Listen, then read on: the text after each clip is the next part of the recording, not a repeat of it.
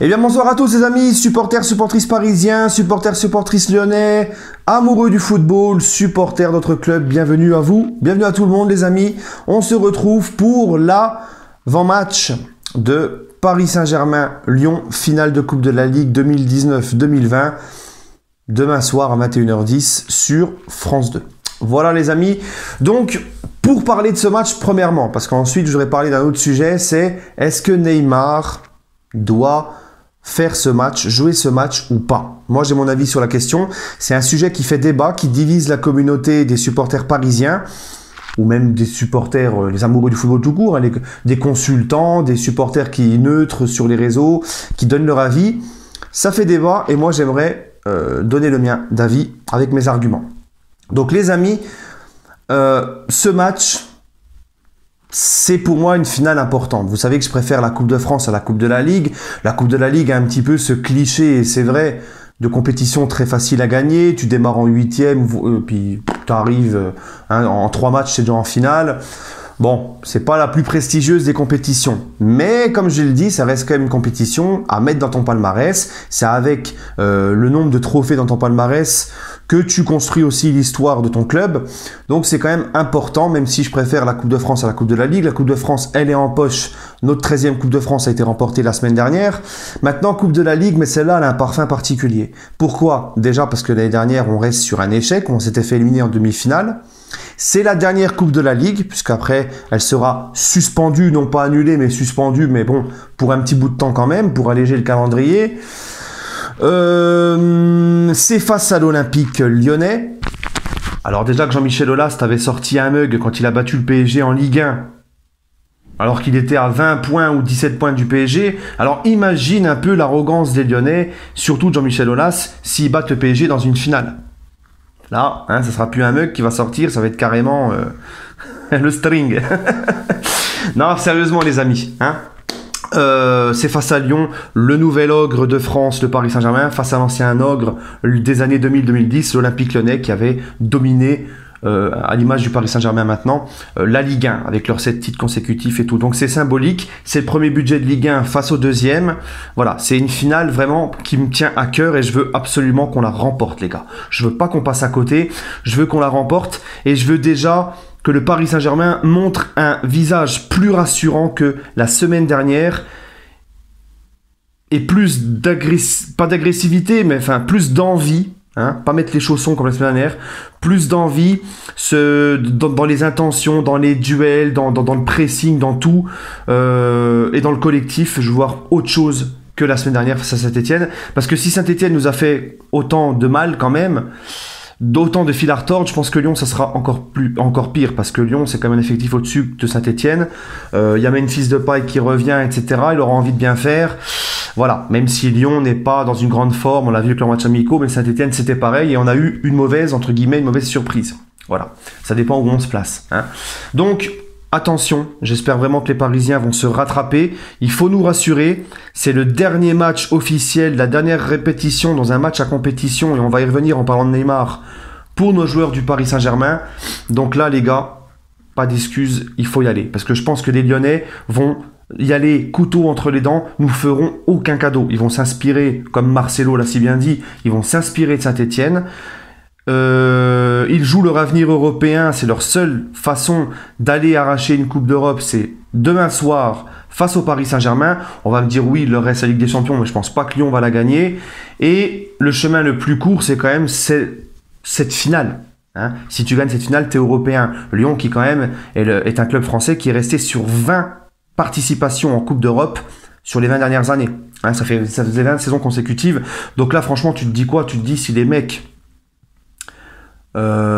qui veulent absolument aller une 21e fois consécutivement en Coupe d'Europe, et le chemin le plus facile, c'est ce match face au Paris Saint-Germain demain. Donc ils vont pas du tout nous faire de cadeaux, ils vont s'inspirer de Saint-Etienne, donc il faudra que nos joueurs parisiens se mettent en mode à fond, quoi.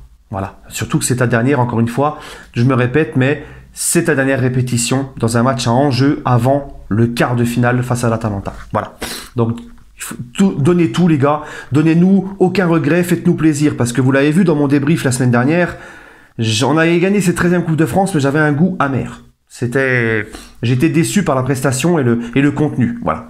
Bref, les amis, maintenant Neymar, doit-il commencer ce match ou pas? Alors moi, je voulais en parler. Comme je vous l'ai dit, il y a beaucoup d'avis sur la question, ça fait beaucoup débat.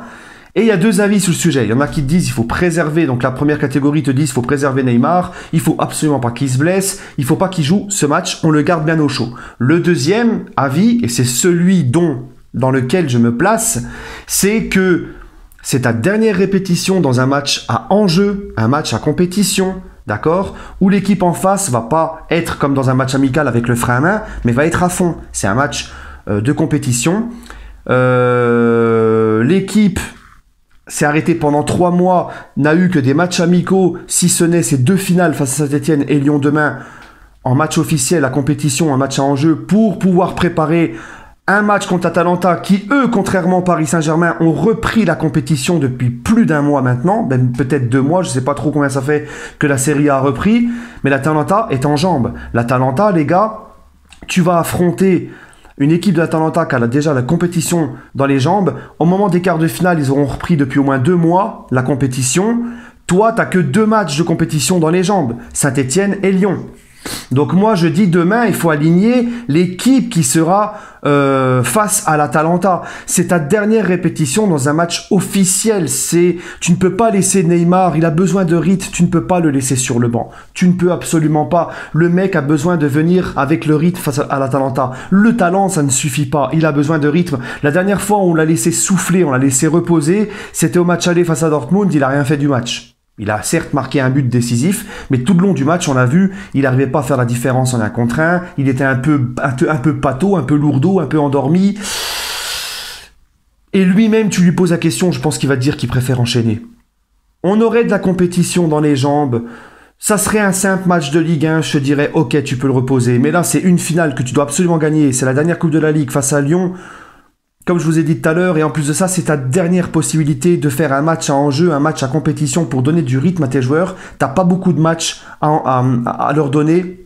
Tu peux pas boycotter ce peu de matchs. C'est pas possible. Alors on va me dire, ouais, mais s'il se blesse. Mais s'il se blesse, c'est le football, c'est comme ça, c'est les risques. Il peut se péter à l'entraînement, il peut se péter à l'échauffement, il peut se péter dans les 5 premières minutes du match face à l'Atalanta. C'est comme ça, c'est le foot, faut prendre des risques. Parce que à ce compte-là, soit on déclare forfait demain, ou soit on met les titis, parce qu'il ne faut pas non plus qu'Icardi se blesse, parce qu'on n'a plus du tout de neuf pour le remplacer. Il ne faudra pas non plus que Sarabia se blesse, parce que Di Maria sera suspendu contre Dortmund.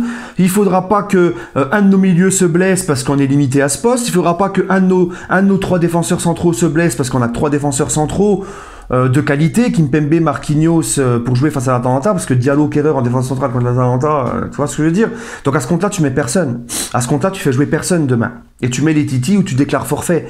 C'est comme ça, c'est football. Moi, Neymar, il faut qu'il joue. Si tu veux qu'il soit en condition et qu'il soit en jambes, il faut le faire jouer cette dernière répétition d'un match à compétition, d'un match à enjeu.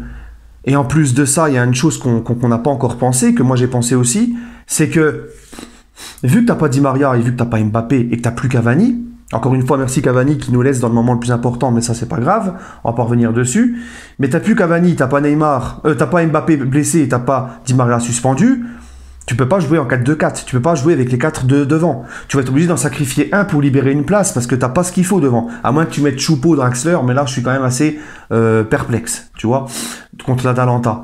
Donc tu vas être obligé de repasser certainement en 4-3-3. D'ailleurs samedi je vais donner ma compo pour ce match.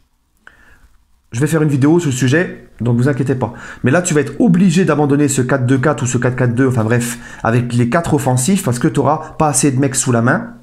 D'accord? Tu vas certainement être obligé de repasser en 4-3-3.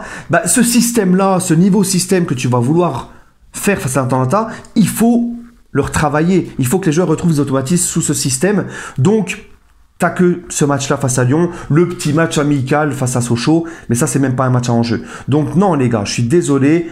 Neymar doit jouer pour être en jambes. L'équipe qui va affronter l'Atalanta doit jouer demain soir. C'est mon avis, mais je respecte ceux qui me disent qu'il faut laisser Neymar au repos pour se blesser, même si je suis pas du tout d'accord, au risque de se blesser, même si je suis pas du tout d'accord avec ça. Voilà les amis, oui c'est comme ça, il faut prendre des risques, tant pis, mais là on n'a pas le choix. Voilà les amis, bah écoutez, sur ce, prenez soin de vous et allez Paris. Et mon petit pronostic pour demain, 3-1 pour le Paris Saint-Germain. Allez les gars, et bon match d'avance, et on se retrouve demain bien sûr pour le débrief à chaud comme d'hab. Allez, prenez soin de vous et allez Paris. Et vous avez vu, j'ai reçu mon nouveau maillot. Franchement, c'est une tuerie, c'est une dinguerie. Allez l'acheter. Allez, prenez soin de vous les amis, allez Paris.